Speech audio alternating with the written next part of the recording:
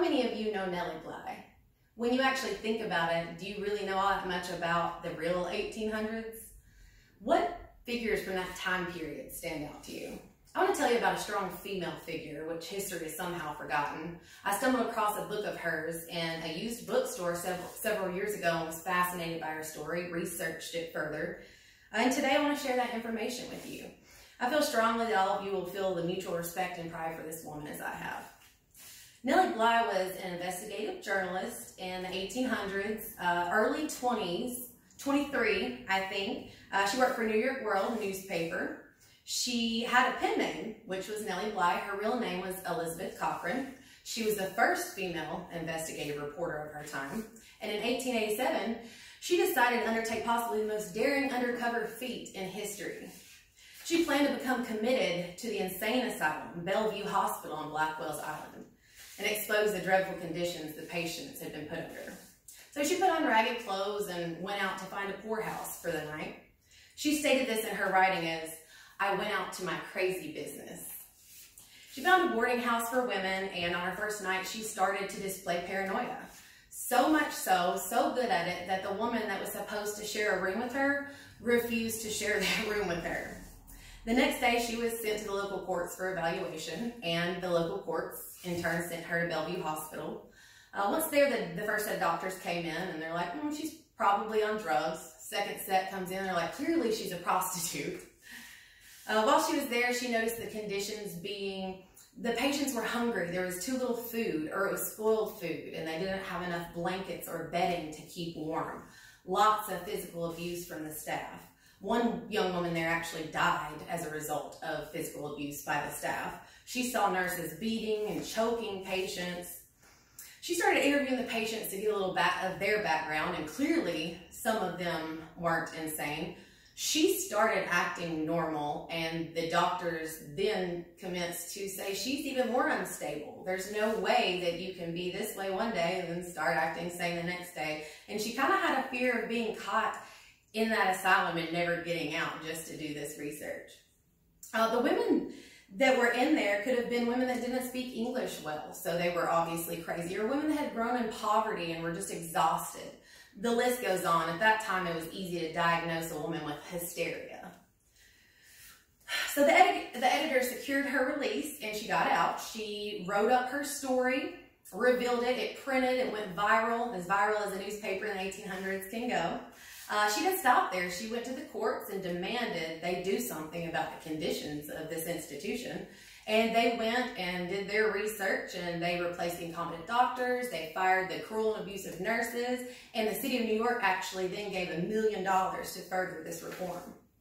She eventually married a millionaire twice her age who soon died and left all of his money or assets to her. And this is when she kind of had the idea to attempt to recreate the Jules Verne Around the World in 80 days. Her goal was to complete it faster than the fictional characters in the book, and nobody at this time had ever attempted a feat like this. So she pitched it to her boss at the New York paper, and he was like, I don't think so. A man would be better equipped to handle this type of adventure. And the story goes, 1 year later, the sales were down for the newspaper, and they agreed to it. So she had 3 days to plan. In those 3 days, she acquired her first passport and packed everything that she could into one small handbag. Bookies accepted bets from everyone on the dates and the time and the minute of her arrival. A rival publication company actually sent a female reporter of theirs in the opposite direction in hopes that she would make it quicker. And they equipped her with more money for the trip so that she could travel faster and, get a little head start in hopes that she would win. Nellie didn't know about this until about midway through her travels, just by word of mouth. She used her charisma and celebrity status to actually encourage ship captains and train inductors to travel faster than they usually would so that they could claim part of her victory. She actually arrived in 72 days in New York City after departure, beating Jules Verne's novel Voyage by 8 days. The rival reporter arrived 4 days after that. You go, Nellie. Even in a male-dominated world, she made herself and the voices she represented too famous to not be heard, too famous to be ignored.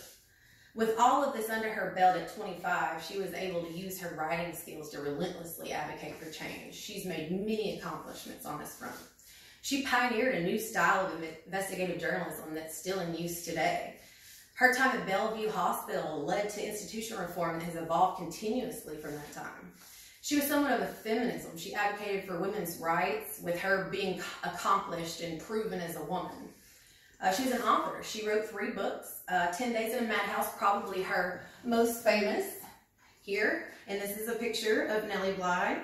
10 Days in a Madhouse, great book. That recounts her story in the mental asylum. Around the World in 72 Days, her trip around the world. And then 6 months in Mexico, which we haven't talked about today, so feel free to look that up for yourself.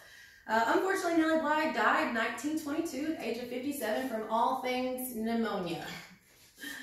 After hearing the amazing feats and adventures of this woman, I hope you have the same desire to not only spread her lost accomplishments, but to strive to live your life in a similar fashion. Be passionate, love hard, stand out, don't conform to social norms. Live your life in a way that leads people to respect and desire that same lifestyle. In the famous words of Ralph Waldo Emerson, all life is an experiment.